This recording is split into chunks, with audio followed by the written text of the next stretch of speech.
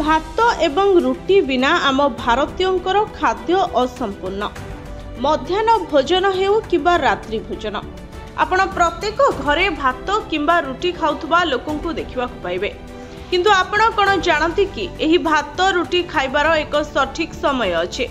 प्रकृत रे आजिकाली जीवन शैली संबंधी रोग बढ़िछि। यार कारण हेउछि आमर अनियमित एवं खराब खाद्य अभ्यास। आसंतु जानिबा केउ समय रे रुटी एवं भात खाइबा उचित नुहे।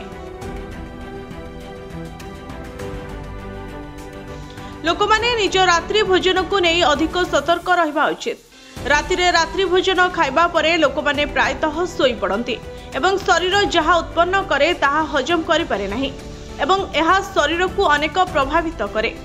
रात्रि भोजन रे अत्यधिक रुटी भात खाइबा द्वारा मेदबहुलता बढ़ी पारे। एही दुईटी शस्य उच्च क्यालोरी रे परिपूर्ण, जहाँ जोगु शरीर रे चर्बीर परिमाण बढ़ी पारे एवं आपण मेदबहुलतार शिकार होई पारंते।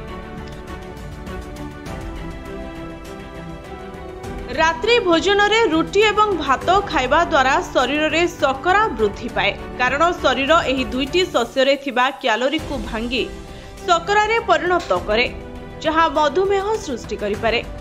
राति रे रुटी एवं भात खाइबा द्वारा शरीर निरंतर सेमानकु हजम करिबारे नियोजित रहिथाय एवं मस्तिष्क मध्य एही कार्य रे शामिल रहिथाय।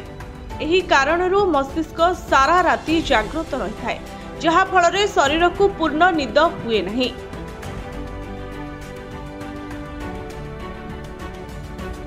Bureau report STTV Odia.